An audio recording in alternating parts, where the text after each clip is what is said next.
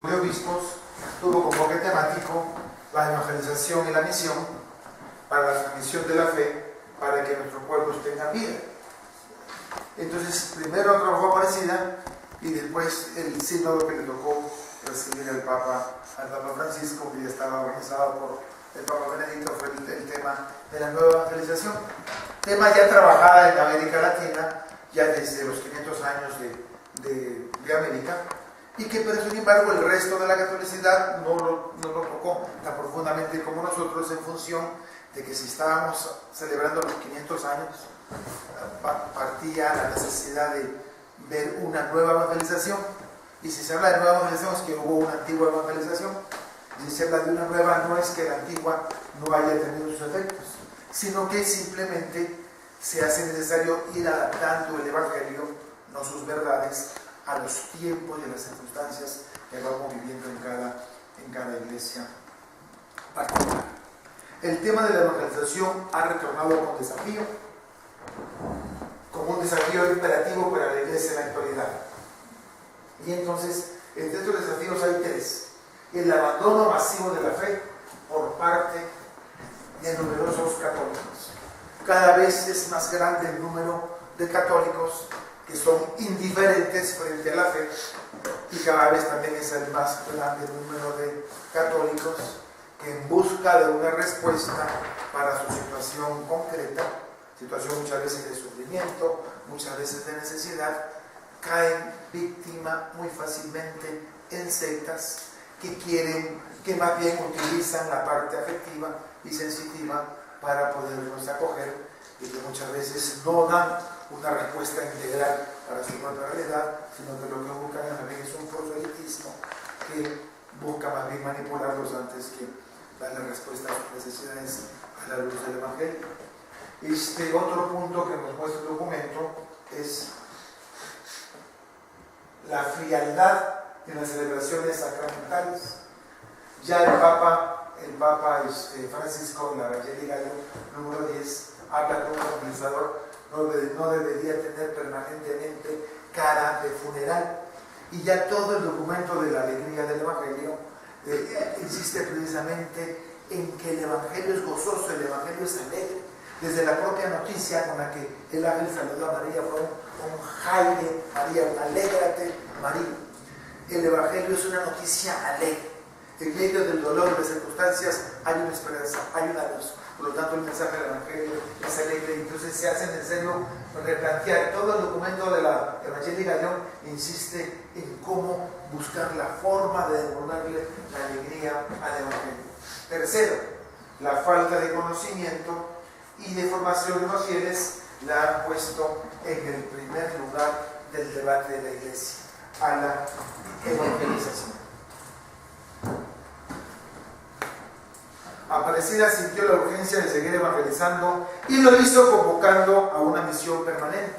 Tanto movimientos laicales, ministros de iglesias particulares se han movilizado con entusiasmo y entrega. Sin embargo, los resultados han sido tan pobres que han pasado desapercibidos en los grandes medios de comunicación social, prensa, radio. Esta gran misión continental en algunos países se hizo más ecos que en otros, pero en la gran mayoría de países la misión continental argentina pasó casi desapercibida.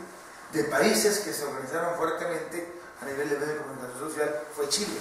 La Conferencia Episcopal chilena y las iglesias particulares de Chile, junto con las prensas, hicieron un gran despliegue de esta evangelización que partió desde el sur, desde Punta Arenas. Empezó una gran campaña misionera de diócesis hasta Santiago, y otra misión salió desde el norte, desde Arica hasta Santiago, y terminó y no tanto Santiago, sino en Valparaíso, en Viña del Mar. Hubo un gran encuentro, un gran evento multitudinario, nada menos que en la quinta Vergara, que es como se llama el coso donde se celebra el Festival de Viña del Mar. Pero con la excepción de Chile, en la gran mayoría de países pasó casi desapercibido. El grueso de los bautizados no está interesado en salir de su vida laica y no desea compromisos que lo desinstale de su fe mediocre. Es una triste realidad.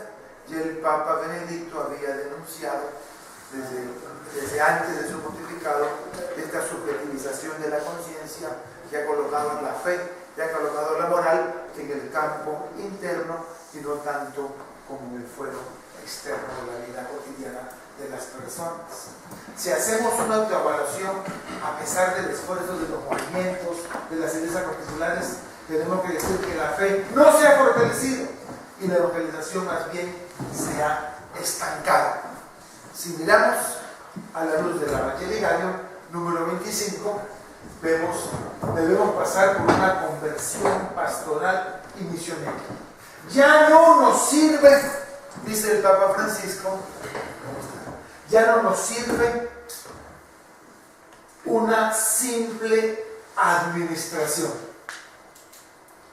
Constituyámonos en todas las regiones de la tierra en un estado permanente de misión.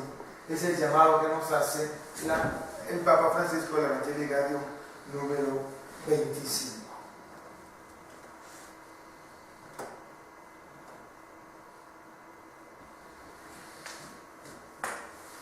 Ahora miremos un poco la evangelización en el documento de Aparecida.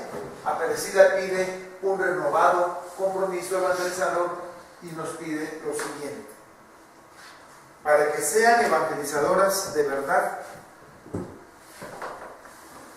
Aparecida pide que la parroquia, las comunidades eclesiales y movimientos apostólicos, un renovado compromiso. Y así expresa acerca de ellas: para que sean evangelizadoras de verdad se les pide reformular sus estructuras, dejando atrás la imagen de parroquia, agencia de servicios. Yo recuerdo que siendo seminarista, para la preparación de los sacramentos, me llegó un librito del padre Carlos Álvarez, precisamente se llama Los Sacramentos. Y ya desde allí, el padre Carlos Álvarez decía que las parroquias se habían vuelto en dispensadoras de servicios sacramentales. La gente vaya para que lo bauticen, para que nos casen, para que nos confiesen, para que le den la visa para el cielo a sus familiares, y entonces es solamente una dispensadora de servicios que muchas veces se negocian como una compraventa. Entonces aquí se nos está invitando precisamente que las parroquias tenemos que dar un paso fuerte y un cambio en nuestras estructuras. Se les pide entonces que sean misioneras, puesto que se reconoce que es inmenso el número de alegados a las parroquias. Entonces deben ser misioneras, convocando y formando para ello a sus laicos. Punto central para la eficacia del proceso evangelizador será la celebración de la Eucaristía, verdadera escuela de vida cristiana, sin descuidar, por supuesto, los otros sacramentos que deben ser celebrados en la alegría del Señor. Precisamente la introducción al Evangelii Gaudium es toda una reflexión sobre la importancia de vivir nuestra fe con alegría. Podemos mirarla, si me permiten.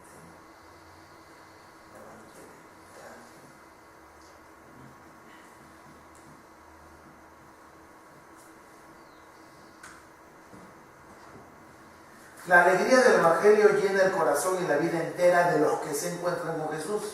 Quienes se dejan salvar por Él son liberados del pecado, de la tristeza, del vacío interior, del aislamiento. Con Jesucristo siempre nace y renace la alegría.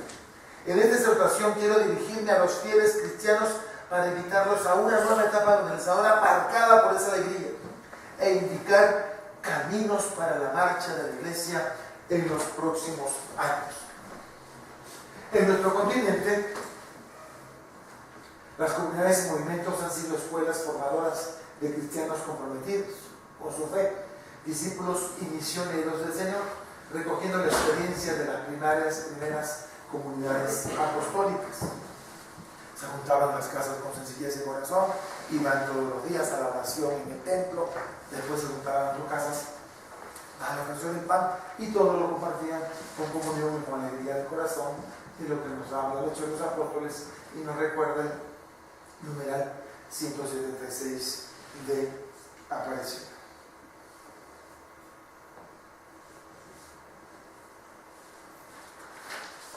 En Puebla, las comunidades permitieron al pueblo acceder a un mejor conocimiento de la palabra de Dios y a un compromiso social en nombre del Evangelio. También constató que no han faltado miembros de comunidades y comunidades enteras que, atraídas por instituciones puramente laicas o radicalizadas ideológicamente, fueron perdiendo el sentido de iglesia y de catolicidad.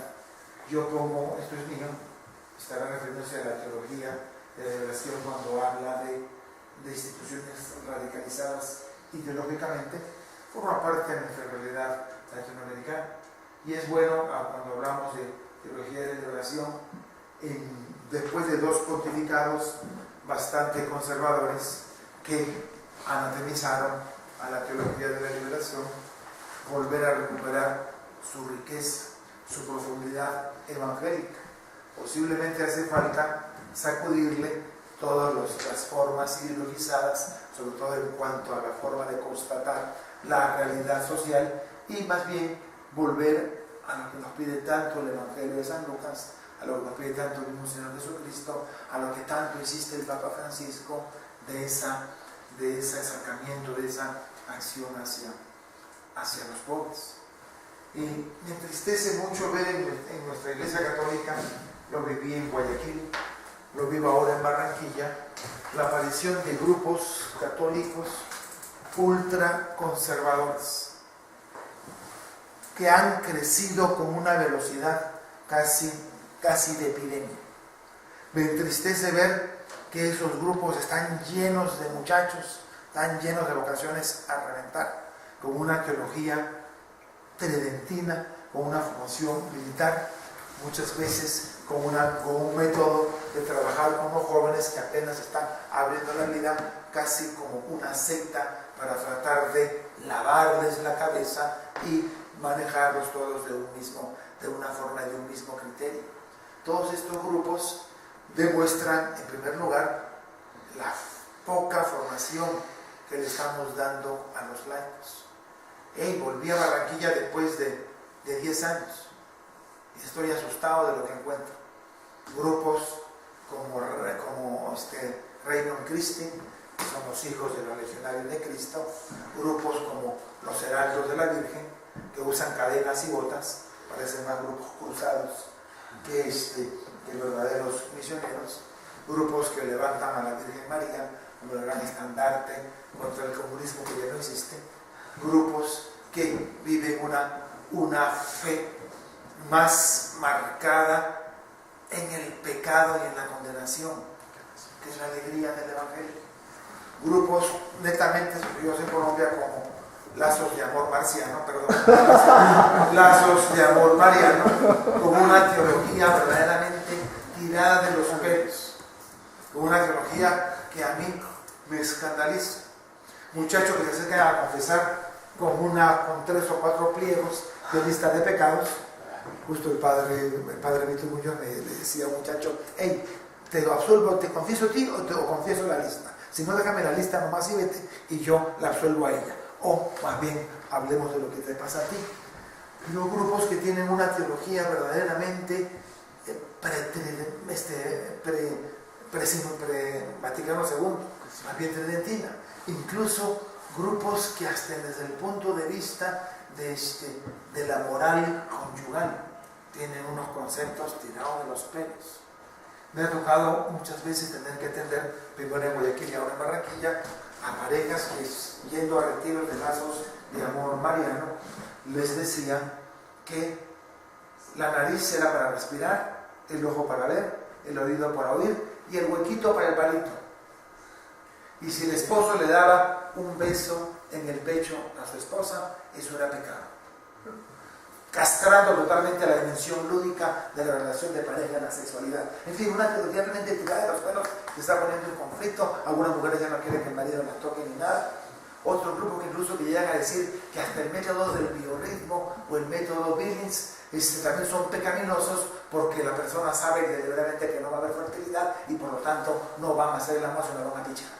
Van a tener intimidad, pero no, van a tener sexo, pero no van a vivirse en la dimensión total de la relación que significa el amor abierto a la vida. En fin, este tipo de teologías extremas han abundado en una cantidad tan grande, grupos en posiciones tan extremas, que a mí me asusta, porque cuando veo que el Papa Francisco,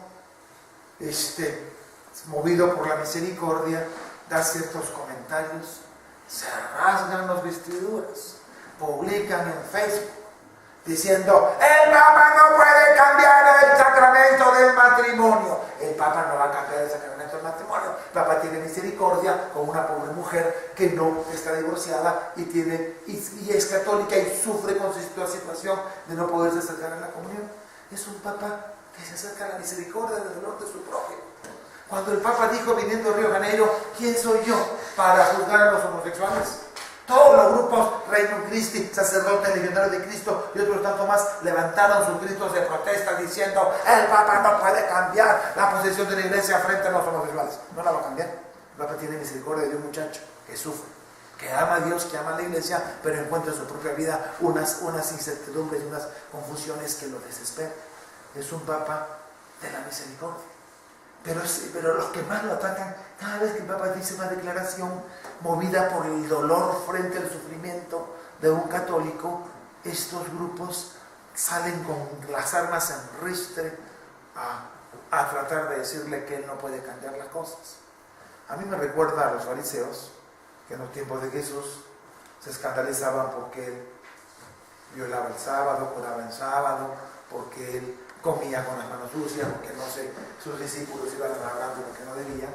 Y entonces esta gente que se escandalizaba por proteger la ley son los que hoy se escandalizan por proteger la pureza de no sé qué dogma y no se abren a la misericordia de Dios. Yo me atrevo a decir con mucha claridad, aunque apenas lleva 2 años de pontificado, me atrevo a decir que el Papa Francisco se le ha recordado como el Papa de la misericordia, porque su corazón se mueve por la misericordia. Cuando el cardenal Müller, todavía no era cardenal, el prefecto de la Sagrada Congregación de la Fe, logró que Francisco se juntara con Gustavo Gutiérrez. Müller y Gustavo Gutiérrez escribieron algún libro en común. Gustavo Gutiérrez es el gran teólogo de la teología de liberación, de la espiritualidad de la teología de liberación. Uno basta a mirar y encontrar entre todos los grandes teólogos latinoamericanos algunos más radicalizados en la ideología frente a otros que buscan verdaderamente la profundidad de beber de las aguas del propio pozo, del propio evangelio.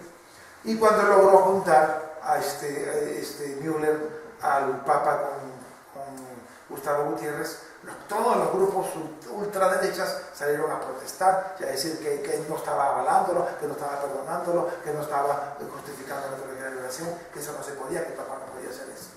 En fin, esas cosas a mí como pastor me entristecen. Me entristece ver el neofariseísmo de muchos grupos de ultraderecha que están ganando grandes sectores de católicos desorientados, católicos desinformados, católicos que viven una vida light y que de repente les encuentran una fe fuerte, una fe con disciplinas, una fe con límites y que fácilmente se dejan llevar por esa corriente. Muchachos, como eucaristas estamos llamados a la formación de los laicos. Necesitamos formarnos. Yo, ahora que he llegado a la parroquia del Espíritu Santo, veo que tengo muchas comunidades allí, entre ellas las comunidades de Maús, de hombres y mujeres, comunidades masivas, comunidades que giran en función de un retirito, un retiro carismático y un retiro de conversión que les parte la vida y los vuelve a traer de nuevo a la iglesia, pero de allí no tienen nada más, de teología no saben nada. Y entonces fácilmente empiezan a traer predicadores y a veces me traen uno de esos grupos ultras, entonces prefiero, y de ahí la necesidad de tener que reactivar en Barranquilla la escuela San Juan Eudes de laicos que ya teníamos en Guayaquil y en Quito. Un laico bien formado va a ser más fácilmente, va a ser menos fácil que sea seducido por corrientes doctrinales extremistas en nuestra iglesia. En Guayaquil hay iglesias donde cambiaron el presbiterio y le colocaron reclinatorio a todo el presbiterio y donde los fieles solamente comulgan arrodillados. En fin, en Puebla las comunidades permitieron el reto de los que han dejado la iglesia. Apareciera le dedica una buena parte a este grupo de personas, las personas que han dejado la iglesia, y le meten el diente. ¿Cuál es la razón por la que dejaron la iglesia? ¿Qué es lo que está pasando? Y en la parecida salen cosas bastante interesantes. En el numeral 225 dice Aparecida que la gente sincera que sale de nuestra iglesia no lo hace por lo que los grupos no católicos creen. O sea, no es cuestión doctrinal, no es cuestión dogmática, sino por lo que ellos viven. No se van de la iglesia católica por razones doctrinales, no llegan a las otras sectas por iglesias por situaciones doctrinales, sino por experiencias vivenciales. No por motivos estrictamente dogmáticos, sino pastorales. No por problemas teológicos, sino metodológicos. Esperan encontrar respuesta a sus inquietudes. Buscan responder a algunas aspiraciones que no han encontrado en la iglesia. La pérdida del individualismo. Tenemos que reconocer que nuestras misas dominicales son misas masivas, donde la gente llega por montones y la gente se va por montones. Uno como cura apenas conoce a los que se acercan a los grupos parroquiales, a los catequistas, etc. O también empieza a ver a doña Josefa, que siempre se sienta en la misa de 7, en esa banquita, en ese lado, y empieza a conocerla, pero el resto son anónimos. Y no es que la iglesia específica no esté atendiéndolos a ellos. De hecho, damos tantos cursos, damos tantas formaciones, se dan en las parroquias tantas oportunidades de formación, pero al católico tradicional no le interesa. Cuando trabajaba en Tacna, Perú, trabajaba con el padre Amado Vanegas, su ahijada, su sobrina favorita, hija de uno de sus hermanos, él era el padrino. Una vez que el padre Amado se fue de vacaciones y regresó, me llegó muy triste y diciéndome: mi ahijada, mi sobrina preferida, es ahora protestante. Y lo primero que me reclamó es: tío, ¿por qué ustedes, los curas católicos, no hablan de Jesús en las Escrituras? ¿Por qué ustedes, los curas católicos, no hablan de la palabra de Dios y de las Sagradas Escrituras? ¿Por qué ustedes, los curas, no nos acercan y nos llevan a tener un encuentro personal con Jesús? La respuesta no es que no lo hagamos, la respuesta es que no les interesa. Qué triste que muchas personas tienen una experiencia de conversión fuera de la Iglesia Católica y reprochan que la Iglesia Católica nunca recibieron eso. No es que nunca lo recibieron, nunca lo quisieron recibir, porque sí lo hubo. Entonces, allí tenemos que mirar otra forma de motivación. Simplemente por su situación light en la que viven sin compromisos, no van a ir al curso bíblico que les ofrece. ¿Sí? Si algo me gusta de los movimientos apostólicos, reconozcámoslo o no, la iglesia viva, no nos engañemos, está en los movimientos apostólicos.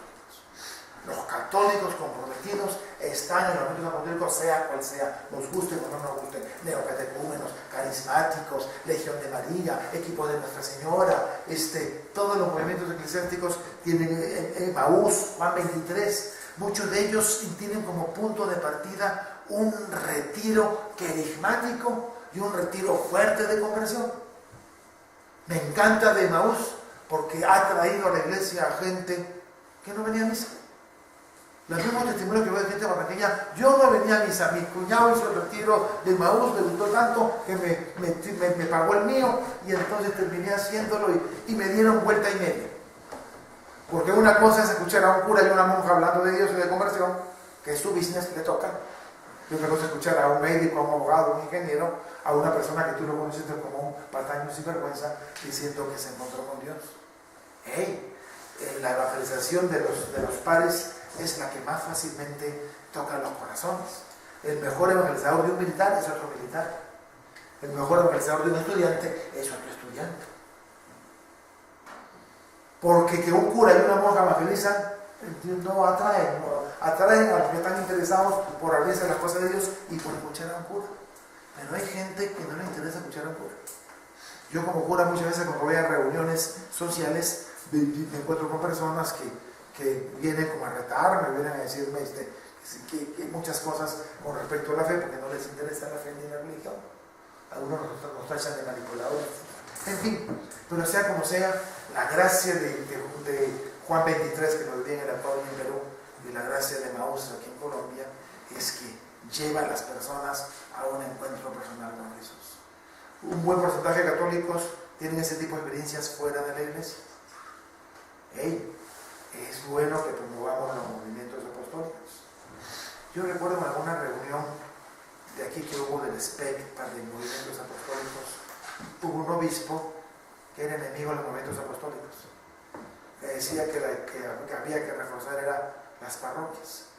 Veo mi experiencia como párroco y a lo largo de mis 22 años de ministerio, me encuentro que en muchas diócesis existen programas y proyectos pastorales, algunos muy interesantes, pero me asusta que esos proyectos pastorales sean como el comunismo, una ideología de escritorio, una pastoral de escritorio, pero que no es capaz de permear, que no es capaz de mezclarse en las masas. Allí en Tacna, el obispo de Tacna se metió con el proyecto de Para un Mundo Mejor, que disolvía todos los grupos y los movimientos, se los metía en la parroquia. Los grupos matrimoniales desaparecer, el movimiento parroquial matrimonial. Los grupos juveniles desaparecer, el movimiento juvenil parroquial. Los grupos, o sea, mataba lo que había para crear un híbrido que ni siquiera existía. Ese tipo de experimentos a veces no son buenos. No se trata de acabar con lo bueno que está funcionando, sino se trata de captar a aquellos que están lejos, a aquellos que no les interesa. Esa es la situación. En la propia ciudad de Barranquilla, y también hay un proyecto pastoral muy interesante, en algunas parroquias populares no se da tanto, en las parroquias del norte, muchos grupos de oración desaparecieron porque tuvieron que formar la asamblea parroquial. Y en donde se le hace un texto, hay una pequeña guía y todo, es una bonita escuela, pero hombre, no deshagan lo que ya hay, más bien convoca a los que no hay para que hagan esas asambleas y apoyando lo que existe, creando nuevos espacios, pero no liquidando unos que existen para otros que no van a hacer. En fin, un sacerdote misionero del Espíritu Santo, vamos a mirarlo en alguno de las reflexiones posteriores, el padre Alfonso Navarro, misionero del Espíritu Santo. Él nació, fue uno de los pioneros del movimiento de renovación carismática, fue uno de los que más profundizó en el tema del querigma como gran ausencia en la iglesia, en la misión de la iglesia contemporánea. El padre Alfonso Navarro decidió crear un proyecto pastoral parroquial y después diocesano que se llama el CINE, Sistema Integral de Nueva Evangelización. Y el CINE, aunque tiene todos los elementos pedagógicos y carismáticos del Evangelio y todas las cosas teóricas y dogmáticas muy bien organizadas y metodológicas, el CINE también comete el pecado que donde hay CINE ya no hay nada más. Ya no hay nada más. Otras parroquias donde los sacerdotes que la dirigen son catecúmenos, ningún otro grupo puede existir. Y también me hago el mea culpa, como nació la renovación carismática, muchos curas carismáticos que solamente apoyan a su renovación y abandonan completamente los otros grupos parroquiales. Todos los excesos humanos, la riqueza de nuestra iglesia precisamente está en la gran cantidad de carismas y de movimientos. Hay que ser muy cuidadosos cuando ustedes jóvenes lleguen a ser párrocos de apoyar lo que tienen. Si quieren construir algo nuevo, hagan, pero apóyense en lo que ya hay. La iglesia viva no está en la estructura parroquial, sino está en las experiencias fuertes de espiritualidad. Y esa la traen los movimientos apostólicos. Hay un gran mito que dice que en Europa las iglesias están todas muertas. Falso. Las iglesias parroquiales, posiblemente en los centros de las ciudades, están muertas. Pero aquellas que se abrieron con movimientos parroquiales, movimientos eclesiales como los movimientos en Egipto, las parroquias abiertas, movimientos en Egipto, revientan de jóvenes. Las parroquias abiertas a comunión y liberación están completamente llenas. Las parroquias abiertas a las células parroquiales de evangelización están completamente llenas. Pero no solamente se toca la campana para que vayan a misa, confiesen y tal y nada más, esas están muertas o son museos. La gente ya no necesita simplemente su vida sacramental, necesita en este mundo con tanto bombardeo de ideologías y de fanatismos, está buscando alimentos. Hey, nosotros los eudistas tenemos ese tesoro, lo tenemos, pero lo tenemos escondido en vasijas de barro. Nuestra espiritualidad es de una riqueza de formación laical como no se puede imaginar. Tenemos un gran tesoro para compartir, pero muchas veces lo compartimos ad intra, hacia adentro de la comunidad. Empecemos a dar de nuestra riqueza, porque lo que el laico católico hoy necesita es formación. O le damos nosotros alimento sólido, o los grupos integristas católicos se van a encargar de adoctrinarlos. No podemos quedarnos dormidos en ese aspecto. 4 ejes en nuestra misión. El numeral 226 de Aparecida nos habla de, vamos a ver nuevamente, la experiencia religiosa, la vivencia comunitaria, la formación bíblico-doctrinal y el compromiso misionero de toda la comunidad. Son los 4 ejes que debe tener nuestra misión a la luz de Aparecida. La experiencia religiosa. Debemos ofrecer un encuentro personal con Jesucristo. Ya, aunque lo dice Aparecida 226, lo coge en eco también Evangeliario número 7. No se comienza a ser cristiano por una decisión ética o una gran idea, sino por el encuentro con un acontecimiento, con una persona que da una evolución de la vida y con ello una orientación decisiva. Son citas del Papa Benedicto XVI, que a su vez los toma Evangeliario número 7, los está tomando de Deus Caritas Est, cita Deus Caritas Est con esta cita del Papa Benedicto, donde de nuevo el punto importante de toda misión y toda evangelización es el encuentro personal con Jesucristo. Una experiencia religiosa profunda e intensa. 1 Juan 1:13. Lo que hemos visto y oído, lo que palparon nuestras manos, lo que vieron nuestros ojos tocante al verbo de vida, eso le comunicamos porque el verbo se ha manifestado, el lobo se ha manifestado y nosotros somos testigos. Qué interesante el número de sentidos comprometidos en estos versículos de 1 Juan. Lo que hemos visto, lo que hemos oído, lo que palparon nuestras manos. 3 sentidos comprometidos. De alguna manera, para que una experiencia sea experiencia, tiene que estar mediada a través de los sentidos. Hay una fruta en el Perú deliciosa, se llama la lúcuma. Se parece a un zapote, pero no es un zapote. Tiene una pepa grande como el aguacate, pero no es aguacate. Su carne es blandita como el aguacate, pero no es aguacate. Su color es como medio curuba, pero no es curuba. ¿Me entendieron qué es la lúcuma? Pero ¿qué pasa si traigo aquí una bolsa, una funda como es en Ecuador, y le digo, a ver muchachos, abran? Tú agarras, van metiendo su mano, la van oliendo, la van probando, mientras más sentidos estén comprometidos en el conocimiento de un nuevo objeto, de una nueva experiencia, más válida y certera va a ser la experiencia que tenemos de ella. Por lo tanto, Jesucristo no puede ser nunca un dogma ni una definición, sino es una experiencia vital donde estén comprometidos nuestros sentimientos. Vamos a tener un punto de partida equivocado. En la masa los acogen, los aman, los sienten como son, entonces se van a tatuar, van a colocarse piercings por ese sentido de pertenencia. Entonces necesitamos, toda persona quiere quedarse en un grupo donde venga acogido. Uno de los éxitos de la renovación carismática católica, hablo de mi experiencia desde dentro, otros movimientos puede ser que también tengan unas experiencias parecidas, es que hay un ministerio especialísimo que es el ministerio de acogida. La persona llega y te reciben en la puerta. Después de que termine la asamblea, alguien se te acerca, te pide tus datos, tu teléfono, y desde allí, la semana siguiente, antes de la reunión, te llama por teléfono. Víctor, hoy es la reunión, no olvides, ¿quieres que pase por ti? Y de repente Víctor no fue. Y entonces la siguiente llamada, Víctor, no fuiste al grupo, te extrañamos. ¿Qué? Solo he ido una vez y se dieron cuenta que yo falté. aquella famosa premisa o excusa que dicen, no voy porque nadie se da cuenta que yo voy a ir. Hermano, eso demuestra un amor propio tirado por los pies, una terrible baja autoestima. Cuando el padre Charlie falta en algún lugar, todo el mundo se da cuenta que faltó el padre Charlie. Pero que tú digas, no, nadie se va a dar cuenta que yo falté. Hey, tú eres importante. Y cuando tú faltas a un lado y te llaman por teléfono, hey, ¿no necesitas falta?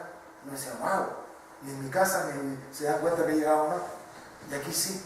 Esos pequeños trabajos de los grupos de acogida, que es muy también presente en algunas sectas dentro de su proceso de captación, de proselitismo, es un buen ministerio de acogida, pero aparte de una necesidad de un anhelo psicológico y se anhelo de pertenencia. Se sienten realmente miembros de una comunidad y corresponsables en su desarrollo. El gran fracaso de muchas pastorales de la parroquia, por ejemplo la pastoral juvenil, hay grupos juveniles que tienen 10 años y no pasan de 7, 8 o 10 muchachos y los comprometen y se van de misión y van a hacer esto, pero nunca se comprometen. Muchas veces se debe precisamente a esto, a que no se sienten parte del grupo. Hey, la única manera para poder hacer juntos es siendo juntos. Si tú vas a juntar a un grupo de jóvenes y le vas a decir, vamos a hacer una obra social a Ciudad Bolívar, dan una vez, van 2 veces y no vuelven más. Porque simplemente no hay sentido de pertenencia. Pero cuando son juntos primero, pueden hacer juntos, el ser y el hacer. Las comunidades que crecen, las pastorales que funcionan, son aquellas que tienen una identidad hacia adentro, y esa identidad hacia adentro, el ser juntos, les invita a hacer juntos, a prestar un servicio juntos. Pero si tú vas a hacer a alguien a que haga algo junto, cuando no tienen identidad, eso no va a funcionar.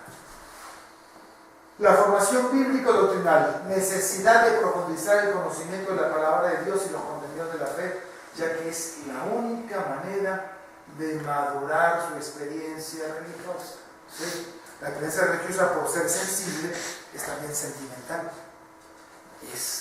A veces alguna persona dice, no, todo lo sensible es malo. Falso. El sensible es la única vía y vínculo para poder tener una experiencia. Pero hay que transitar a las personas de lo eminentemente sentimental, llevarlos a madurar su propia experiencia religiosa. Entonces tienen que pasar de las emociones a adquirir una formación y un conocimiento. Y también no es un conocimiento teórico, frío, sino una herramienta fundamental en el crecimiento espiritual, personal y comunitario. Ya Pablo VI, el Evangelio Nuntiandi, decía que el mundo de hoy se resiste a creerle a los maestros de Cristo. Decía Pablo VI que lo que el mundo necesita no son maestros, sino son testigos. ¿Y cuál es la diferencia entre un maestro y un testigo?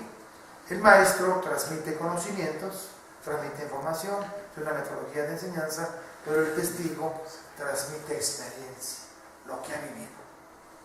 Un maestro con mucha información puede darnos información importante, agradable, puede dormirnos, pero un testigo nos arrastra. El arrastre está en la experiencia, en el testigo. Y el testigo no está contando algo que vio, algo que le enseñaron, sino algo que él mismo ha vivido. Y cuando uno ha vivido, es capaz de transmitirlo con la pasión con la que lo vivió. El maestro no necesariamente, ¿sí? Pero diferenciamos al maestro del testigo. Para un momento inicial necesitamos de un testigo, pero para un momento ya de maduración en la fe ya se hace necesario entonces un maestro que nos dé los contenidos que requerimos como consecuencia de nuestra experiencia de crecimiento espiritual. El compromiso misionero de toda la comunidad, formándonos hacia adentro, creciendo, teniendo oportunidad de ir formándonos, llegamos a una madurez suficiente de poder dar. Tanto Aparecida como en el Evangelii Gaudium, el Papa Francisco insiste en que una comunidad cristiana no puede quedarse sentada esperando a que se den las cosas. De hecho, Francisco utiliza un neologismo en la Evangelii Gaudium. ¿Alguien se acuerda cuál es ese neologismo? Se inventa una palabra, la palabra primeriar. Primeriar Y cuando habla de primeriar, está diciendo que nuestra opción hacia la misión, hacia los pobres en los estados, debe ser la primera de nuestras vidas. Y es una primera que no es un sustantivo, sino es un verbo, es una acción. Primeriar. El primeriar es el compromiso de meternos con alma, corazón y sombrero a la misión a la que el Señor nos llama. Se interesa por su situación, una pastoral encarnada, a fin de reencantarlos con la iglesia e invitarlos a volver a ella. Me encanta la palabra reencantarlos. Reencantar, reenamorar, un encanto, reencantarlos, que lo usa Marcina, a fin de reencantarlos con la iglesia e invitarlos a volver. Uno va a un lugar que le fascinó mucho y dicen, quedé encantado. Pues una vez ahí, ay, me encantó, pero es una experiencia de que verdaderamente me marcó, me llegó. Quien se encuentra con Jesucristo no puede quedar callado, sino que como Andrés sale al encuentro de su hermano Pedro. Todos conocemos el texto de Juan 1:40-42, cuando el bautista le señala a Andrés y a su compañero, ese es el Cordero de Dios que quita el pecado del mundo. Ellos se van detrás de Jesús.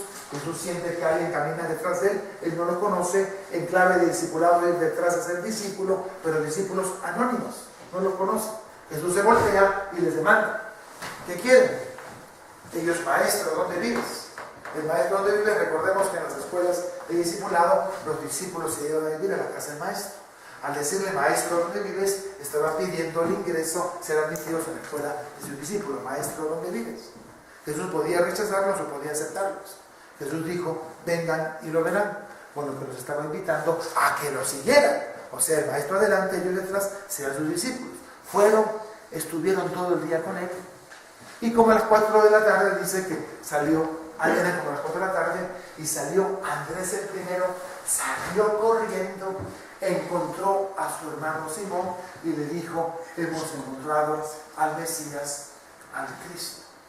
Hey, me parece tremendamente interesante esto de aquí, porque yo me atrevo a decir, y esto me parece de García, que el fracaso misionero de muchos proyectos parroquiales diocesanos fracasan por no hacer lo que hizo Andrés. Andrés nos da la clave del éxito de un trabajo misionero. ¿Qué hizo? Lo primero que hizo fue salir a buscar a su hermano Jesús, a su hermano Pedro, perdón. Nadie que se encuentre con Jesús se queda estático. El encuentro con Jesús nos vuelve misioneros. En segundo lugar, apenas encontró a Pedro, ¿qué le dijo? Hemos encontrado a Jesús el Mesías, o sea, lo evangelizó, lo catequizó, le habló de lo que había encontrado. Nosotros salimos de nuestras misiones, tenemos nuestro proyecto, nuestras metodologías, hablamos, etc. Terminamos de predicar y apaguen y vámonos. Hey, ¿qué hizo Andrés? Inmediatamente después de haberle hablado a Pedro. ¿Qué hizo? Lo tomó de la mano y lo llevó hasta donde estaba Jesús. No es suficiente la misión y la evangelización hablar de Jesús. Hay que llevar a las personas al encuentro con Jesús. ¿Eh? Y fracasamos en la Iglesia Católica porque hablamos de Jesús y nos olvidamos de la cereza del pastel, de la cereza del ponqué. Llevarlos al encuentro con Jesús. Padre, ¿cómo se lleva al encuentro con Jesús? Con un signo, con un parasacramental. Puede ser un signo prendido que prenda una vela o que queman cadenas, algún signo físico experiencial en lo que ellas pueden experimentar una ruptura, un quiebre o una experiencia nueva. Llevarlos ante el Santísimo, no sé, tantas cosas que pueden ser, pero no es suficiente hablarles de Jesús. Hay que llevarlos a una experiencia de Jesús a través de un signo sensible, a través de una experiencia sensible. En el Emaús, en el momento de Emaús, el sábado de la noche, después de que los han golpeado desde todo el día, los han vuelto nada, los amarran los ojos y empiezan a dejarse ser guiados porque los van a llevar al encuentro con la respuesta y la solución a todos sus problemas. Los llevan amarrados hasta, ¿saben a dónde? Hay como 8 o 10 sacerdotes confesan. Y entonces los sientan en la silla y cuando lo destapan, el encuentro con Jesús es con el sacerdote reconciliador en el sacramento de la reconciliación. Eso es un signo precioso, donde han logrado que el encuentro con Jesús coincida con el sacramento de la reconciliación. Hay algunos que por sus situaciones personales simplemente no pueden acercarse al sacramento de la reconciliación por su situación afectiva y familiar, pero no por eso tienen el diálogo con el sacerdote, que los acoge, que los escucha y que ora por ellos. Qué triste que muchos sacerdotes de la Iglesia Católica no hayan sido capaces de conocer la familia del consorcio del numeral 84, donde dice que hay que acoger a los divorciados vueltos a casar. Hay que tener una especial dedicación hacia ellos, porque la Iglesia como madre es responsable de la salvación de todos sus hijos, y los divorciados vueltos a casar son hijos de la Iglesia, aunque extraviados, son hijos. Y qué triste cuando un divorciado vuelto a casar llega al santísimo, llega a confesarse y le dice el reponte del padre está casado, le dice no, la saque como que fuera un pecador o una prostituta. Usted no puede confesarse y la echa para atrás. ¿Dónde está la misericordia? ¿Dónde está de alguna manera Jesús allí presente en el ministerio de la reconciliación? En fin, son ideas, no vean más de ideas que se me han venido a la cabeza. El reto de la misión evangelizadora. Aparecida nos propone 4 acciones y 2 requisitos. Acciones: el anuncio y la aceptación del querigma, la imitación de las actitudes de Jesús, la de estar siempre al servicio de la vida plena, de los enfermos, de los hambrientos, de los pobres y pecadores. La lucha, estos asteriscos son numerales de Aparecida que vale la pena leer del tiempo romano, pero hay que caer en sus hojitas. Ustedes pueden mirar ahora su reflexión, ahora en la final de la mañana, revisar estos textos que tienen a la mano. Lucha permanente por una vida más digna para todos.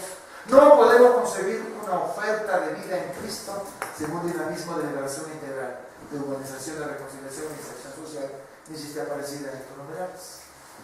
Este reto de la misión organizadora también nos dice que debemos ser de una ardiente actividad misionera. La vida se alcanza y madura a medida que se entrega con valentía. La palabra parresía, y especialmente la fuerza, el empuje que nos lanza a evangelizar contra toda situación hostil, para dar vida a los otros. Deben oler a oveja, ese término que ya lo había expresado el Papa Francisco en Río de Janeiro, que después apareció en la Evangelio número 24. El pastor, el verdadero pastor, no debe oler a Tommy Hilfiger, no debe oler a Apolo, ni debe oler a, a otro perfume de moda. Debe oler a ovejas. Los que viven en el campo, ¿a qué huele una oveja? No huele a peluche, son hediondas. Pero significa que tienen que meterse no solamente con las ovejas, sino en el mal olor de la vida de las ovejas. Debe oler a oveja. Esta va a ser una frase que nos va a recordar siempre el Papa Francisco. Requisitos: urge una comisión pastoral renovada y misionera, abandonar las escrituras caducas con reformas y planes audaces, sean pastorales y espirituales. Urge a todos pasar de una pastoral de mera conservación a otra más misionera y santificadora. Aparecida y evangélica, ya no podemos quedarnos tranquilos en espera pasiva en nuestros testigos. La misión debe abrirse a los alejados de todos. Aquí no les aparece la cita de evangélica, tienen que ponerla en su vida. La misión debe abrirse a los alejados de la fe y no practicantes, misionar a la otra orilla. La iglesia en salida es la comunidad de discípulos misioneros que primerean, que se involucran, que acompañan, que fructifican y festejan.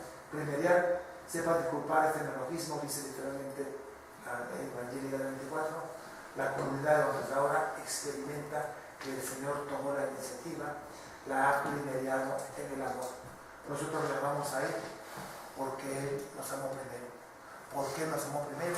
Nosotros amamos al otro. Eso es lo que quiere decir Francisco con el verbo, con el neologismo de primerear. Desafíos de la evangelización, ya última viñeta. Aparecida renueva la opción por los pobres, que cada persona humana viva de acuerdo con la dignidad que Dios le ha dado.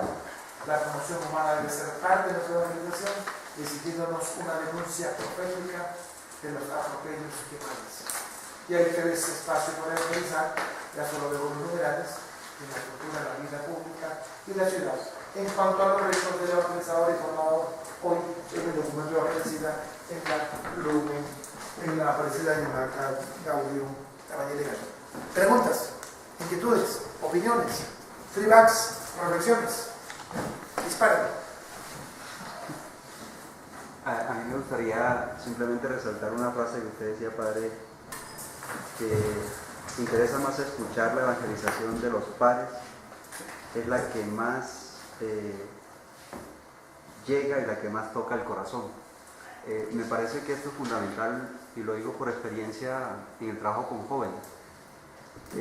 Este proyecto que nosotros hemos venido fomentando en estos últimos años de Espiritualidad Juvenil CJM, que busca ser simplemente jóvenes que evangelizan a otros jóvenes, pues nos ha metido en este tema. Cuando llegamos a una comunidad y los muchachos se dan cuenta que son chicos que llegan de otras ciudades, que les llegan, los tocan, les hablan de Dios, les manifiestan su experiencia, los chicos se sienten maravillados con eso. Y muchos, luego que nosotros vamos, nos dicen qué tengo que hacer para estar con ustedes. Nosotros siempre les decimos, lo primero que tienes que hacer es comprometerte con tu parroquia, estar bien en tu parroquia, y desde eso miramos nuestro proceso. O sea, es saber descubrir el valor que ellos tienen en su grupo, en su trabajo de día a día, y desde eso volverse misioneros y tal vez pensar en entrar con nosotros. Nosotros tratamos de no sacarlos de sus grupos, pero me parece muy interesante que cuando el joven ve a otro joven evangelizando, se enamora un poco más de Dios.